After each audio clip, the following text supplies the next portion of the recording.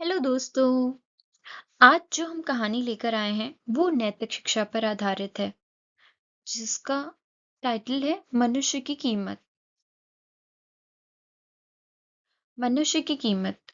लोहे की दुकान में अपने पिता के साथ काम कर रहे बालक ने अचानक ही अपने पिता से पूछा, पिताजी, इस दुनिया में मनुष्य की क्या कीमत होती है?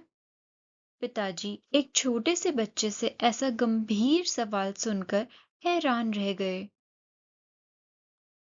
फिर वे बोले, बेटे, एक मनुष्य की कीमत आंकना बहुत मुश्किल है। वो तो अनमोल है।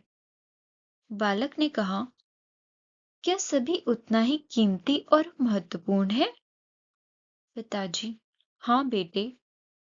बालक कुछ समझा नहीं। उसने फिर सवाल किया, तो फिर इस दुनिया में कोई गरीब तो कोई अमीर क्यों है? किसी की कम रिस्पेक्ट तो किसी की ज्यादा रिस्पेक्ट क्यों होती है?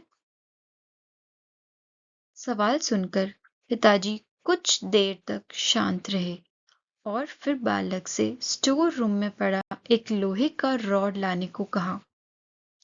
रॉड लाते ही पिताजी ने पूछा, इसकी क्या कीमत होगी? बालक ने कहा, 200 रुपए। पिताजी ने कहा, अगर मैं इसके बहुत से छोटे छोटे कील बना दूं तो इसकी क्या कीमत होगी? बालक कुछ देर तक सोचकर बोला, तब तो ये और महंगा बिकेगा, लगभग 1000 रुपए का। पिताजी ने कहा, अगर मैं इस लोहे से घड़ी के बहुत सारे स्प्रिंग बना दूं तो?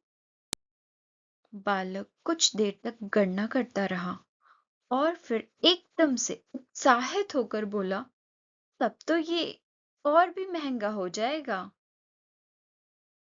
फिर पिताजी उसे समझाते हुए बोले, ठीक इसी तरह मनुष्य की कीमत इसमें नहीं है कि अभी वो क्या है, बल्कि इसमें है कि वो अपने आप को क्या बना सकता है। अब बालक अपने पिता की बात समझ चुका था। दोस्तों, अक्सर हम अपनी सही कीमत आंकने में गलती कर देते हैं।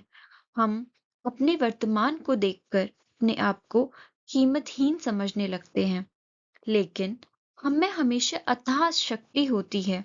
हमारा जीवन हमेशा संभावनाओं से भरा होता है। हमारी जीवन में कई बार स्थितियां अच्छी नहीं होती या विपरीत होती हैं। इससे हमारी कीमत कम नहीं होती। मनुष्य के रूप में हमारा जन्म इस दुनिया में हुआ है। इसका मतलब हम बहुत खास हैं और बहुत ही जरूरी हैं।